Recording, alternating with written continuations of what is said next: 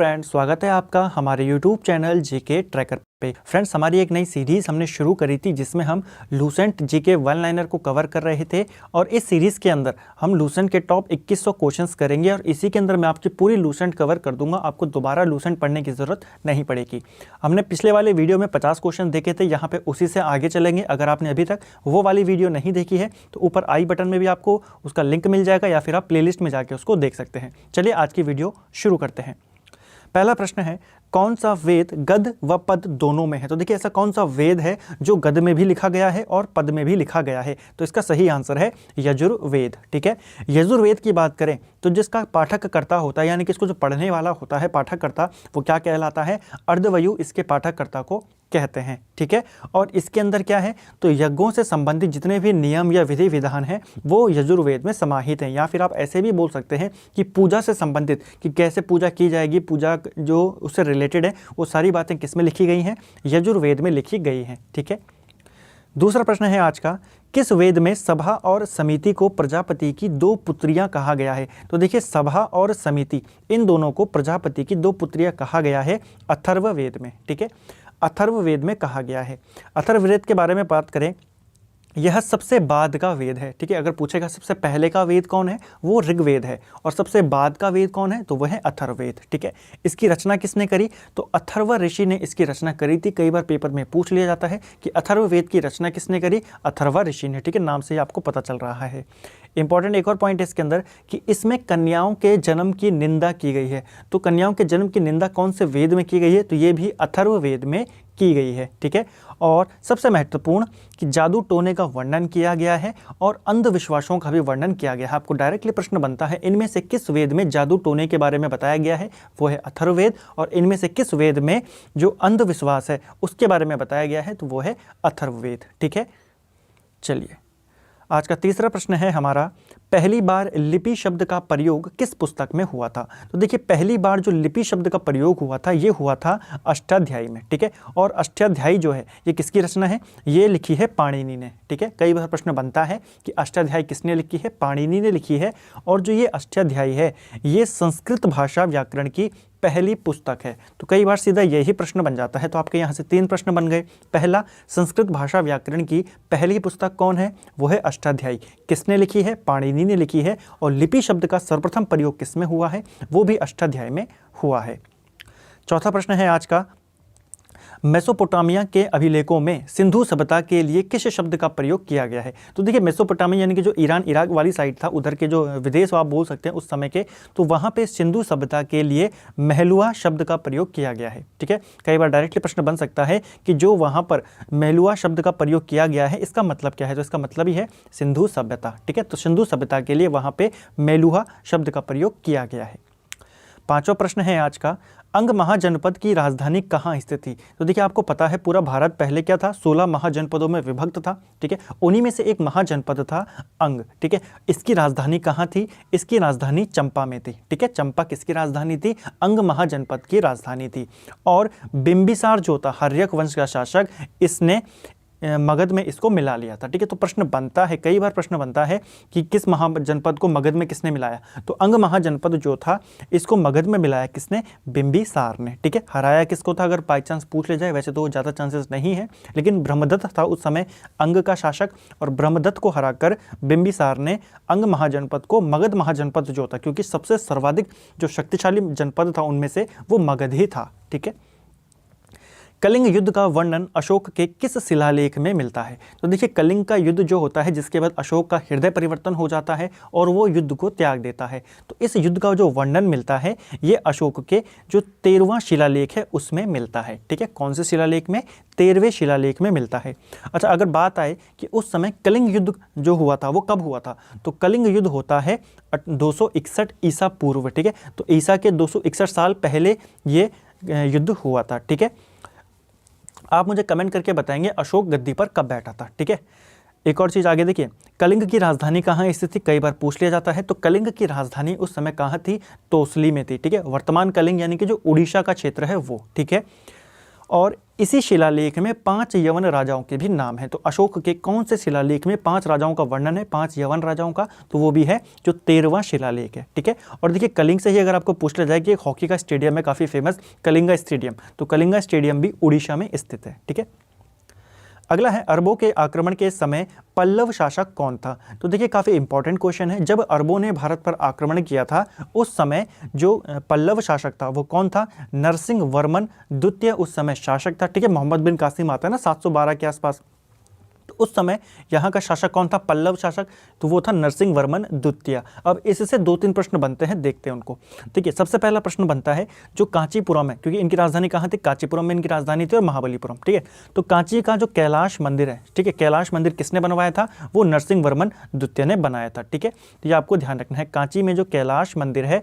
वो नरसिंह वर्मन द्वितीय ने ही बनवाया था। और महाबलीपुरम में एक मंदिर है शोर मंदिर, तो शोर मंदिर का निर्माण भी नरसिंह वर्मन द्वितीय ने ही करवाया था। ठीक है, तो ये 2 काफ़ी इंपॉर्टेंट मंदिर हैं, पेपर में पूछे जाते हैं कि इस मंदिर का निर्माण किसने करवाया था। तो दोनों मंदिर, एक कांची में है कैलाश मंदिर और एक महाबलीपुरम में है शोर मंदिर, दोनों का निर्माण नरसिंह वर्मन द्वितीय ने करवाया था। ये एक पल्लव शासक था। ठीक है, और एक और चीज़ जो काफ़ी इंपॉर्टेंट है यहाँ से पूछी जाती है, आपको पता है जो दक्षिण भारत के जो मंदिर होते हैं उनकी शैली होती है द्रविड़ शैली। ठीक है, तो द्रविड़ स्थापत्य कला की जो शुरुआत होती है वो भी कैलाश मंदिर से ही होती है। ठीक है, तो कई बार प्रश्न बनता है कि द्रविड़ स्थापत्य जो कला थी इसका जो शुरुआत की गई वो किसके द्वारा की गई थी? तो आपको अगर ऑप्शन में पल्लव शासक ना मिले तो फिर आप पर्टिकुलर अगर पूछा जाए तो नरसिंह वर्मन द्वितीय कर सकते हैं। ठीक है, लेकिन ज़्यादातर पल्लव शासक दे देता है कि पल्लव शासकों के द्वारा जो द्रविड़ शैली थी उसको चलाया गया था। ठीक है, तो ये काफ़ी इंपॉर्टेंट प्रश्न है। अगला है महाराणा प्रताप के हाथी का क्या नाम था? देखिए महाराणा प्रताप के घोड़े का नाम आपको पता है, घोड़े का नाम क्या था? चेतक था। ठीक है, और उनके हाथी का नाम था राम प्रसाद। ठीक है, ये आपको ध्यान में रखना है। और जब इस राम प्रसाद को अकबर ने अपने पास कर दिया था, बंदी बना लिया था इसको, उसने काफ़ी सारे हाथियों के द्वारा इसको बंदी बनाया था बड़ी मुश्किल से। ठीक है, और फिर उसने क्या करा, इसको खाने के लिए भी दिया काफ़ी कुछ, लेकिन इसने बिल्कुल भी नहीं खाया और आखिर में क्या करता है, इसकी वहाँ पर ये मृत्यु हो जाती है। ठीक है, भूख के कारण। तो ये आपको ध्यान रखना है कि महाराणा प्रताप का हाथी का नाम क्या था? राम प्रसाद था। और जब इसको अकबर ने बंदी बना लिया था तो इसका नाम रखा था पीर प्रसाद। ये भी पूछा जा सकता है। ठीक है, अकबर ने क्या नाम रखा था? पीर प्रसाद था। वैसे चांस कम है। 9वां प्रश्न है आज का, किस गवर्नर जनरल के समय में टेनेंसी एक्ट या जिसको काश्तकारी अधिनियम भी बोला जाता है ये लागू किया गया था? तो देखिए टेनेंसी एक्ट, ऐसे प्रश्न पेपर में बनते हैं। ठीक है, उत्तराखंड के पेपर में भी बनते हैं और जो सेंटर के एग्जाम होते हैं वहाँ भी बनते हैं। तो जो टेनेंसी एक्ट था या काश्तकारी अधिनियम था ये 1822 में लागू होता है और उस समय जो गवर्नर जनरल होता है वो होता है लॉर्ड हेस्टिंग्स। ठीक है, बंगाल का गवर्नर जनरल, क्योंकि आपको पता है भारत का पहला गवर्नर जनरल कहाँ से बनते हैं? जब विलियम बेंटिक आता है। ठीक है, 1834-35 से। तो उस समय बंगाल का गवर्नर जनरल कौन था? वो था लॉर्ड हेस्टिंग। ठीक है, 1813 से लेकर 1823 तक इसका कार्यकाल था। और इसी के समय के जो कुछ प्रमुख घटनाएं हैं कौन कौन सी हैं? देखिए इसी के समय में आंग्ल गोरखा युद्ध होता है, आपको पता है। ठीक है, और संगोली की संधि होती है। ठीक है, मराठा शक्ति को अंतिम रूप से किसने नष्ट किया था? तो मराठा शक्ति को भी अंतिम रूप से लॉर्ड हेस्टिंग ने ही नष्ट किया था। ठीक है, और काफ़ी इंपॉर्टेंट एक और, पिंडारियों का दमन किसने किया था? तो पिंडारी जो आक्रमण करते थे यहाँ पर उनका दमन भी लॉर्ड हेस्टिंग ने किया था। ठीक है, तो ये 3 इंपॉर्टेंट घटनाएं हैं। और चौथा हमने ऊपर देखा कि टेनेंसी एक्ट किसके टाइम पे आया था? तो ये लॉर्ड हेस्टिंग के टाइम पर आया था। ठीक है, 10वां प्रश्न है आज का, शुद्धि आंदोलन के प्रवर्तक कौन थे? तो देखिए शुद्धि आंदोलन किसने चलाया था? ये चलाया था स्वामी दयानंद सरस्वती ने चलाया था। ठीक है, शुद्धि आंदोलन। आर्य समाज की बात करें तो देखिए इन्हीं के द्वारा आर्य समाज की भी स्थापना की गई थी। तो आर्य समाज इन्होंने 1875 में स्थापित किया था। कई बार प्रश्न बनता है आर्य समाज की स्थापना किसने करी थी और कब करी थी? तो किसने करी? दयानंद सरस्वती ने। कब करी? 1875 में। और ऐसे प्रश्न बन जाए कि शुद्धि आंदोलन के प्रवर्तक कौन थे? तो वो भी दयानंद सरस्वती थे। अगला है आज का, कर मत दो का नारा किसने दिया था? तो नारों से भी कई सारे प्रश्न बनते हैं। तो देखिए कर मत दो का जो नारा दिया था ये दिया था सरदार वल्लभ भाई पटेल ने। विश्व में सर्वाधिक प्राकृतिक रबर उत्पादित करने वाला देश कौन है? तो सबसे ज़्यादा नेचुरल जो रबर होता है वो कहाँ होता है? तो उसमें सबसे पहले नंबर पर है थाईलैंड। ठीक है, एशिया में ये देश पड़ता है। थाईलैंड की राजधानी कहाँ है? कमेंट करके आप मुझे ज़रूर बताएंगे।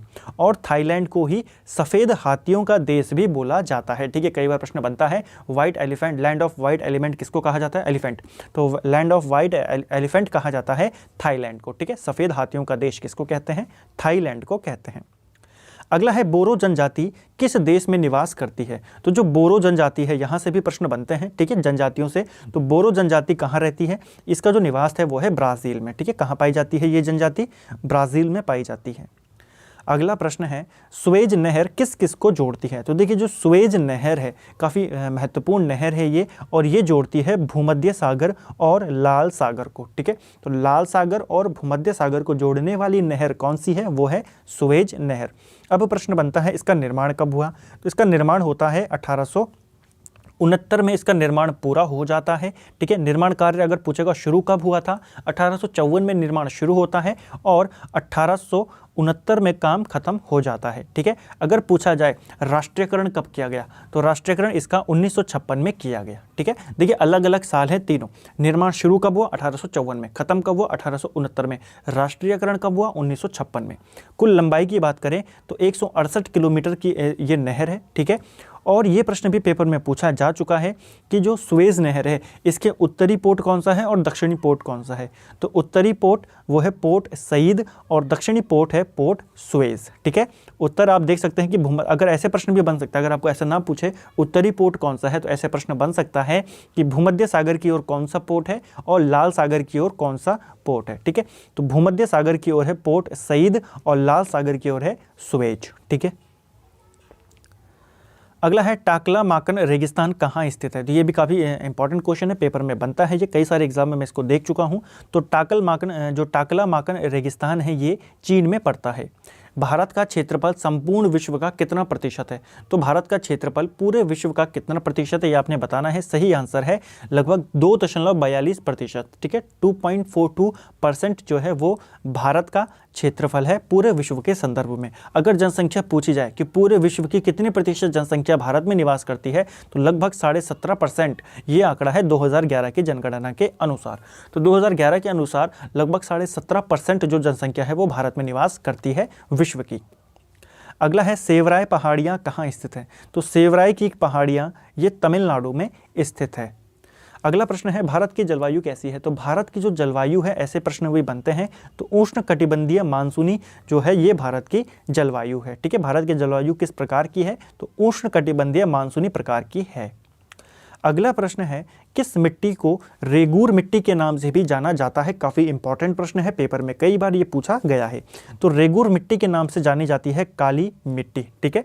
काली मिट्टी जानी जाती है रेगूर मिट्टी के नाम से। इसका निर्माण कैसे होता है, देखिए बेसॉल्ट चट्टानों के टूटने से इस मिट्टी का निर्माण होता है, ठीक है। काले रंग का कारण क्या है, ये मिट्टी काली मिट्टी तो है लेकिन काली क्यों होती है, तो जो टिटिनी फेरस मैग्नेटाइट है उसके कारण और जीवाश्म के कारण, ठीक है। जीवाश्म यानी कि जो ह्यूमस होता है वो इसमें पाए जाते हैं, ठीक है। तो उसके कारण इसका रंग कैसा होता है, काला होता है। और इस मिट्टी में कार्बनिक पदार्थ की अधिकता होती है, ठीक है। और सबसे इंपॉर्टेंट इस वाले पूरे टॉपिक में जो सबसे इंपॉर्टेंट क्वेश्चन है इस वाले क्वेश्चंस के अंदर, वो ये वाला पॉइंट है कि कपास की खेती के लिए काफ़ी बेस्ट ये मिट्टी है, ठीक है। कई बार प्रश्न बनता है इनमें से कौन सी मिट्टी कपास की खेती के लिए सबसे अच्छी है। तो कपास के लिए सबसे अच्छी होती है काली मिट्टी, ठीक है। ये आपको ध्यान में रखना है। चलिए दो ही यहाँ पर इंपॉर्टेंट आपको ध्यान रखना है, एक ये वाला पॉइंट और एक ये वाला पॉइंट, ठीक है। अगला है भारतीय दलहन अनुसंधान संस्थान कहाँ स्थित है। तो देखिए भारतीय दलहन अनुसंधान संस्थान ये स्थित है कानपुर में। और अगर पूछा जाएगा भारतीय तिलहन अनुसंधान संस्थान तो ये कहाँ स्थित है, ये हैदराबाद में है। देखिए अगर दलहन पूछा जाएगा तो कानपुर और तिलहन पूछा जाएगा तो फिर हैदराबाद। अगला प्रश्न है भारतमाला परियोजना की शुरुआत कब की गई थी। तो देखिए भारतमाला परियोजना जो है इसकी शुरुआत 24 अक्टूबर 2017 को की गई थी। कृषि को उद्योग का दर्जा देने वाला प्रथम राज्य कौन है। तो कृषि को उद्योग का दर्जा दिया था सबसे पहले वो महाराष्ट्र ने दिया था 1997 में, ठीक है। अगला है किस अधिनियम के तहत दास प्रथा को अवैध घोषित किया गया। तो देखिए यहाँ पर क्वेश्चन थोड़ा ढंग से समझना, आप जल्दीबाजी में अगर टिक करेंगे तो फिर क्वेश्चन गलत हो जाता है। देखिए किस अधिनियम यहाँ पर पूछा जा रहा है, ये नहीं पूछा जा रहा है कि दास प्रथा को खत्म कब किया गया, किस अधिनियम के तहत अवैध घोषित किया गया। तो जो 1833 में चार्टर अधिनियम आता है उसके तहत ही दास प्रथा को अवैध घोषित किया गया था, ठीक है। और अगर प्रश्न बन जाए इसको खत्म कब किया गया या इसका उन्मूलन कब किया गया, तो उन्मूलन किया गया था इसका 1843 में, यानी कि 10 साल बाद इसको खत्म कर दिया गया था, इस पर प्रतिबंध लगा दिया गया था, ठीक है। लेकिन अगर पूछा जाएगा अवैध घोषित या फिर इसको कानून के विरुद्ध कब घोषित किया गया था? 1833 में। ठीक है, आप मुझे कमेंट करके बताएंगे कि जब इसको खत्म किया गया उस समय भारत का जो गवर्नर जनरल था वो कौन था। ठीक है, अगला है राज्यसभा के सदस्यों का निर्वाचन किस देश के संविधान से लिया गया है? तो देखिए, राज्यसभा के सदस्यों का निर्वाचन कैसे किया जाता है? जो विधानसभा के जो सदस्य होते हैं, विधानसभा और विधान परिषद विच वोटिंग करते हैं। ठीक है, निश्चित अनुपात होता है। ठीक है, तो उसके आधार पर तो ये जो निर्वाचन प्रोसेस है, सिलेक्शन प्रोसेस, ये कहाँ से ली गई है? राज्यसभा के लिए। ठीक है, तो ये दक्षिण अफ्रीका के संविधान से ली गई है।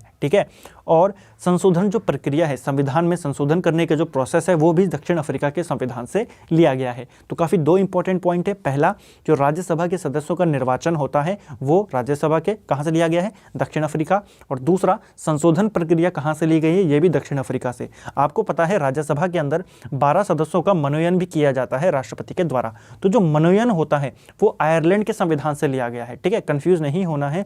अगर निर्वाचन पूछेगा, क्योंकि आपको पता है 245 यहाँ पे होते हैं राज्यसभा में, तो 233 का तो निर्वाचन होता है ना। तो ये जो निर्वाचन होते हैं ये दक्षिण अफ्रीका के संविधान से लिया गया है। ठीक है, और जो 12 सदस्यों का मनोनयन होता है वो कहाँ से लिया गया है? आयरलैंड के संविधान से लिया गया है। अगला है, भारत में कितनी प्रकार की रिट का उल्लेख किया गया है? तो संविधान में, ठीक है, संविधान में कितनी प्रकार की रिट का उल्लेख किया गया है? ठीक है, तो रिट ये है 5। ठीक है, हेबियस कॉर्पस आपने देखा होगा, मेनेमेंडेस है उसके अंदर। ठीक है, काफ़ी सारी हैं, वो 5 रिटें हैं, उनके बारे में डिटेल में हम अगले वीडियो में देखेंगे। ठीक है, तो 5 प्रकार की रिटें हैं वहाँ पे, और अनुच्छेद 32 के तहत इनको जारी करता है सुप्रीम कोर्ट। ठीक है, और अगर पूछेगा हाई कोर्ट किस अनुच्छेद के तहत जारी करता है, तो अनुच्छेद 226 आर्टिकल के तहत जो हाई कोर्ट है वो रिट को जारी करता है। ठीक है, 5 प्रकार की रिट होती हैं और इन्हीं को संवैधानिक उपचारों का अधिकार बोला जाता है। और डॉक्टर भीमराव अंबेडकर ने इसी आर्टिकल को, जो आर्टिकल 32 है, इसी को भारतीय संविधान की आत्मा कहा था। ठीक है, यह आपको ध्यान में रखना है। अगला है, किस समिति की अनुशंसा पर मौलिक कर्तव्यों को संविधान में जोड़ा गया था? तो मौलिक कर्तव्यों को संविधान में स्वर्ण सिंह समिति जो थी, सरदार स्वर्ण सिंह समिति, उनकी सिफारिशों पर जोड़ा गया था। ठीक है, कब जोड़ा गया था? तो 42वें संशोधन के द्वारा 1976 में जोड़ा गया था। दोनों अलग अलग फैक्ट हैं, आपको ध्यान रखने हैं। कब जोड़ा गया? 1976 में। कौन सा संशोधन किया गया था? तो 42वां संशोधन किया गया था। ठीक है, कौन से भाग में है मौलिक कर्तव्य? तो 4 का में है। ठीक है, कौन से अनुच्छेद में है? तो 51 का में है। ठीक है, तो आपको ध्यान रखना है, दोनों पूछे जाते हैं, भाग भी पूछा जाता है और अनुच्छेद भी पूछा जाता है। अगर बात करें कुल मौलिक कर्तव्यों की संख्या कितनी है, तो कुल मौलिक कर्तव्य 11 हैं। शुरुआत में कितने थे मौलिक कर्तव्य? शुरुआत में 10 थे। ठीक है, 11वां कब जोड़ा गया? बाद में 1986 में, जब शिक्षा वाला इसके अंदर जोड़ा गया था। ठीक है, 86 में, 2002 में जोड़ा गया था आई थिंक। आप इसको एक बार देख लेना। ठीक है फ्रेंड्स, चलिए अगला है, बाबा साहेब अंबेडकर अंतर्राष्ट्रीय हवाई अड्डा कहाँ स्थित है? तो जो अंबेडकर अंतर्राष्ट्रीय हवाई अड्डा है, इसकी लोकेशन है नागपुर में। चुनाव आयोग को किस वर्ष 3 सदस्यीय आयोग बनाया गया था? देखिए, आपको पता है शुरुआत में जब चुनाव आयोग का गठन किया गया था तो ये 1 सदस्य आयोग होता था, यानी कि इसके अंदर केवल 1 आदमी होता था, 1 मेंबर होता था, मुख्य चुनाव आयुक्त। ठीक है, भारत के प्रथम मुख्य चुनाव आयुक्त कौन थे? सुकुमार सेन थे। ठीक है, तो जब ये शुरुआत में आया तो 1 सदस्य आयोग था, लेकिन अक्टूबर 1993 में क्या कर दिया गया? इसको 3 सदस्य आयोग बना दिया गया, यानी कि 1 मुख्य चुनाव आयुक्त होगा, उसके बाद उसके साथ 2 चुनाव आयुक्त होंगे। ठीक है, स्थापना कब की गई? 25 जनवरी 1950 को। इसीलिए 25 जनवरी को मतदाता दिवस के रूप में मनाया जाता है। कौन से भाग में है? तो भाग 15 में है। अनुच्छेद पूछेगा तो 325 से लेकर 329 तक जो आर्टिकल है ये किससे संबंधित है? चुनाव आयोग से संबंधित हैं। ठीक है, तो ये आपको ध्यान में रखना है, काफ़ी इंपॉर्टेंट यहाँ पर फैक्ट है। सबसे पहला 3 सदस्य आयोग कब बनाया गया? 1993 में। ठीक है, अगर पूछा जाए ये किस प्रकार का निकाय है, कई बार पूछा जाता है ना कि सांविधिक निकाय है या गैर संवैधानिक निकाय है, तो यहाँ एक प्रकार का संवैधानिक निकाय है। संवैधानिक निकाय वे निकाय होते हैं जिनके बारे में संविधान में वर्णन होता है। ठीक है, यानी कि जिनका जो निर्माण है वो संविधान के द्वारा किया गया है। तो चुनाव आयोग के बारे में भी संविधान में बताया गया है। ठीक है, जो इनका मुख्य चुनाव आयुक्त होता है उसका जो कार्यकाल होता है वो 6 साल या फिर 65 साल का होता है। इनमें से कोई भी जो पहले पूरा होता है, ठीक है, 6 या 65 होता है, और जो अन्य 2 होते हैं उनका कार्यकाल 6 या 62 होता है। तो ये थोड़ा कंफ्यूजिंग है। ठीक है, जो यानी कि जो चीफ इलेक्शन कमिश्नर होता है इंडिया का, उसका कार्यकाल होता है 665, और जो अन्य 2 होते हैं उनका होता है 662। ठीक है, वर्तमान में भारत के मुख्य चुनाव आयुक्त कौन है? कमेंट करके आप मुझे ज़रूर बताएंगे। अगला है राष्ट्रपति द्वारा किस अनुच्छेद के तहत महान्यायवादी की नियुक्ति की जाती है। तो महान्यायवादी की नियुक्ति राष्ट्रपति करते हैं आर्टिकल 76 के द्वारा। कई बार ये प्रश्न बनता है, आर्टिकल डायरेक्टली पूछ लिया जाता है महान्यायवादी का। अगला है पाई के मान की गणना सबसे पहले किसने की थी। तो देखिए जो पाई होता है, पाई के मान सबसे पहले किसने इसको गणना की थी, आर्यभट्ट ने करी थी। ठीक है। अगला है पृथ्वी के लिए पलायन वेग का मान कितना है। तो पृथ्वी के लिए पलायन वेग का मान यहाँ पर पूछा जा रहा है। देखिए पलायन वेग वो होता है कि हम किसी चीज़ को किस वेलोसिटी से फेंकें कि वो पृथ्वी से बाहर चला जाए और वापस ना आए। तो ये इसका मान होता है 11.2 किलोमीटर प्रति सेकंड। यानी कि अगर आपने किसी ऑब्जेक्ट को इस रफ्तार से 11.2 किलोमीटर प्रति सेकंड की रफ्तार से आसमान की ओर फेंका तो वो चीज़ कभी भी पृथ्वी पर लौटकर नहीं आएगी, सीधा पृथ्वी से कहाँ चली जाएगी, बाहर।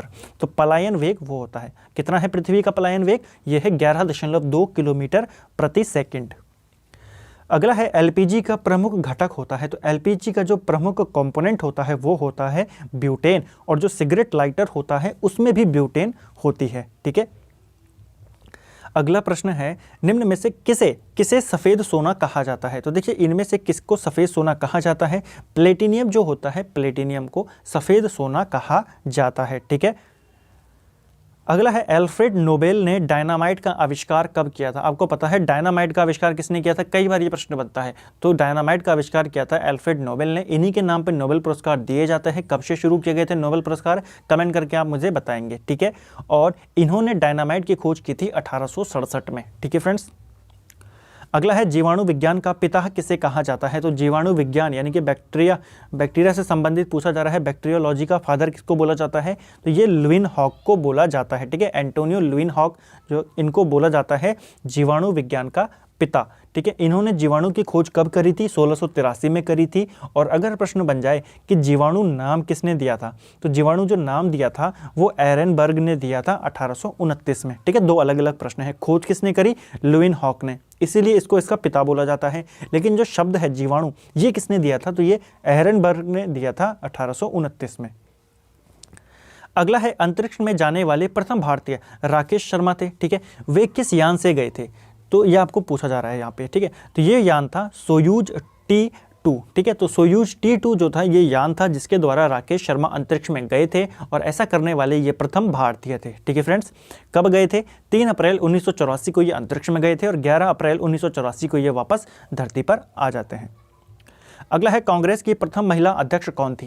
देखिए कांग्रेस की जो पहली महिला अध्यक्ष थी उनका नाम था एनी बेसेंट। ठीक है। और जो अगर पूछा जाए प्रथम भारतीय महिला कौन थी, अगर भारतीय महिला पूछेगा तो वो थी सरोजनी नायडू। ठीक है। तो ये आपको ध्यान में रखना है। अगर प्रथम कांग्रेस की महिला अध्यक्ष पूछेगा तो वो एनी बेसेंट थी, और अगर प्रश्न होगा कांग्रेस की प्रथम महिला भारतीय महिला कौन थी, तो वो थी सरोजनी नायडू। एनी बेसेंट कब बनी थी, 1917 में। ठीक है। और सरोजनी नायडू बनी थी 1925 के अधिवेशन में। ठीक है फ्रेंड्स। अगला है विश्व का सबसे गहरा महासागर कौन सा है। तो देखिए अगर सबसे गहरा पूछेगा, ये सबसे बड़ा पूछेगा, आंसर एक ही होगा, प्रशांत महासागर। ठीक है, पैसिफिक ओशियन। अगला है हिंडनबर्ग रेखा किन देशों के मध्य में स्थित है। तो जो हिंडनबर्ग रेखा है ये कहाँ स्थित है, ये जर्मनी और पोलैंड के बीच में स्थित है। रेखाओं से भी प्रश्न बनते हैं। ठीक है। तो जर्मनी और पोलैंड के बीच में है। और अगर पूछा जाए मैगिनॉट रेखा कहाँ है, तो ये मैगिनॉट रेखा ये भी जर्मनी और इसके साथ जुड़ता है फिर फ्रांस। ठीक है। तो जर्मनी और फ्रांस के बीच में है मैगिनॉट, और जर्मनी और पोलैंड के बीच में है हिंडनबर्ग रेखा। ये वाला काफ़ी इंपॉर्टेंट क्वेश्चन है। कल के वीडियो में हमने मैकमोहन रेखा, रेडक्लिफ और जो डूरंट लाइन थी उन सबको देखा था। ठीक है फ्रेंड्स, उम्मीद करता हूँ आपको सारी चीज़ें याद होंगी। अगला है स्वीडन की संसद को क्या कहा जाता है। तो देखिए स्वीडन की संसद को रिक्सडॉग कहा जाता है। ठीक है, संसद भी प्रश्न बनते हैं। अगला है विश्व पर्यटन संगठन का मुख्यालय कहाँ स्थित है। तो जो विश्व पर्यटन संगठन है, वर्ल्ड ट्रैवल ऑर्गेनाइजेशन या वर्ल्ड टूरिज्म ऑर्गेनाइजेशन, टूरिज्मो का, ठीक है, तो इसका जो मुख्यालय है वो मैड्रिड में है। मैड्रिड स्पेन के अंदर आता है, और इसका जो गठन किया गया था ये 1925 में किया गया था। ठीक है। विश्व पर्यटन दिवस कब मनाया जाता है, अगर ऐसे प्रश्न आ जाए तो विश्व पर्यटन दिवस मनाया जाता है 27 सितंबर को। अगला है थल सेना दिवस कब मनाया जाता है। देखिए थल सेना दिवस अगर पूछा जाएगा तो ये मनाया जाता है 15 जनवरी को, ठीक है। वायुसेना दिवस की बात करें 8 अक्टूबर को मनाया जाता है, और नौसेना दिवस की बात करें तो 4 दिसंबर को मनाया जाता है। तीनों काफ़ी इंपॉर्टेंट डेज हैं, आपको तीनों के याद होने चाहिए, ठीक है। पेपर में कई बार बनते हैं थल सेना, नौसेना और वायुसेना, ठीक है। तो 15 को थल सेना का, वायुसेना का 8 अक्टूबर और नौसेना का 4 दिसंबर। अगला है दिल्ली स्थित, यहाँ पर इसको स्थित कर देना, ठीक है। तो दिल्ली स्थित पुराना किला का निर्माण किसने करवाया था। तो पुराना किला कहाँ है, ये दिल्ली में स्थित है और इसका निर्माण कराया था शेरशाह सूरी ने, ठीक है। और अगर प्रश्न बन जाए शेरशाह सूरी का मकबरा कहाँ स्थित है, तो इसका मकबरा सासाराम में स्थित है, जो कि इसके पुत्र ने बनाया था। कब बनाया था, 1545 में, ठीक है। अगला है लाल किला को किस वर्ष विश्व विरासत स्थल की सूची में शामिल किया गया था। देखिए आजकल काफ़ी चर्चा में है लाल किला, हो सकता है एग्जामिनर इसके ऊपर प्रश्न बना दे क्योंकि ये वर्ल्ड हेरिटेज साइट है, ठीक है। तो इसको विश्व विरासत स्थल में कब शामिल किया गया था, 2007 में लाल किले को इसके अंदर शामिल किया गया था, ठीक है। अगला है नागालैंड में हॉर्नबिल महोत्सव कब मनाया जाता है। काफ़ी इंपॉर्टेंट क्वेश्चन है, यहाँ से आपके 2-3 प्रश्न बनते हैं। पहला कि हॉर्नबिल महोत्सव कहाँ मनाया जाता है, ये नागालैंड में मनाया जाता है और 1 दिसंबर को मनाया जाता है, ठीक है। और नागालैंड दिवस भी इसी दिन मनाया जाता है, यानी कि जो नागालैंड स्थापित हुआ था राज्य, ये 1 दिसंबर को ही बना था। जैसे उत्तराखंड बनता है ना 9 नवंबर को, हम उत्तराखंड दिवस मनाते हैं, वैसे ही नागालैंड दिवस भी 1 दिसंबर को मनाया जाता है और उसी दिन हॉर्नबिल महोत्सव ये मनाते हैं, ठीक है। अगला प्रश्न है केंद्रीय आलू अनुसंधान संस्थान कहाँ स्थित है। देखिए केंद्रीय आलू अनुसंधान संस्थान ये स्थित है शिमला में। मैन ऑफ डेस्टिनी उपनाम किसे जाना जाता है, तो मैन ऑफ डेस्टिनी ये जो उपनाम है ये नेपोलियन बोनापार्ट का नाम है, ठीक है। अगला है वर्ष 1980 से पुनः शुरू होने के बाद भारत रत्न सर्वप्रथम किसको दिया गया था। देखिए आपको पता है भारत रत्न सबसे पहले किसको मिला था, ये मिला था डॉक्टर सर्वपल्ली राधाकृष्णन को, ठीक है, 1954 में। लेकिन जब जनता सरकार आती है 1977 में तो वो इसको बंद कर देते हैं, ठीक है, भारत रत्न को बंद कर देते हैं और जो पद्म अवार्ड होते हैं उनको भी बंद कर देते हैं। लेकिन फिर दोबारा से जब 1980 में कांग्रेस की सरकार आती है तो दोबारा से वो ये सारे अवार्ड को शुरू करते हैं और शुरू होने के बाद सबसे पहले ये दिया गया था मदर टेरेसा को, ठीक है। ये आपको ध्यान में रखना है कि शुरू होने के बाद सबसे पहले किसको मिला था, मदर टेरेसा को मिला था 1980 में। अगला है भारतीय ओलंपिक परिषद की स्थापना कब की गई। तो भारतीय ओलंपिक परिषद जो है इसकी स्थापना 1924 में की गई थी और इसके जो प्रथम अध्यक्ष थे वो थे जे टाटा, इसके प्रथम अध्यक्ष थे। अंतिम प्रश्न है आज का, नेटबॉल खेल में प्रत्येक टीम में कितने खिलाड़ी होते हैं या खिलाड़ियों की संख्या कितनी होती है। तो जो नेटबॉल है इसमें एक टीम में 7 खिलाड़ी होते हैं, ठीक है। और 7 खिलाड़ी किस खेल में होते हैं, तो जो कबड्डी है कबड्डी में भी 7 खिलाड़ी होते हैं, ये आपको ध्यान रखना है। तो 7 खिलाड़ी किन किन, 2 खेल हैं, एक है कबड्डी और एक है नेटबॉल, ठीक है फ्रेंड्स। तो फ्रेंड्स ये था हमारा Lucent GK one liner series का हमारा ये सेकंड पार्ट था। 100 क्वेश्चन हमने कवर कर लिए हैं। उम्मीद करता हूँ आपको ये सीरीज़, ये वाली वीडियो भी अच्छी लगी होगी। अच्छा लगा है तो वीडियो को ज़्यादा से ज़्यादा लाइक करें, शेयर करें, कमेंट करें वीडियो पर, ठीक है। जो क्वेश्चन आपको पूछे गए हैं उनके आंसर बताएं और अगर इसके अलावा आपको कुछ एक्स्ट्रा नॉलेज इसके बारे में पता है तो आप वो भी कमेंट करके बता सकते हैं, जिससे आपके लिए ही काफ़ी अच्छा होगा, ठीक है। आपका काफ़ी अच्छा रिवीजन यहाँ पर होगा। रही बात फ्रेंड इस वीडियो की पीडीएफ की, इस जो सीरीज़ है इसकी पीडीएफ की, तो इसकी पीडीएफ आपको जब सीरीज़ कंप्लीट हो जाएगी तो आपको कंप्लीट पीडीएफ हमारे टेलीग्राम चैनल से डाउनलोड कर सकते हैं, ठीक है। तो आप बस जल्दी से अच्छा इसको सपोर्ट करते रहिए, ज़्यादा से ज़्यादा इसको शेयर कीजिए, लाइक कीजिए, ताकि ये सीरीज़ जल्दी से ख़त्म हो और फिर आप इसके लिए आप रिवीजन कर सकें। उम्मीद करता हूँ आपको सीरीज़ अच्छे लगा होगा। वीडियो आज का लाइक करें, शेयर करें, चैनल पे नए हैं तो सब्सक्राइब ज़रूर करें। Thank you friends.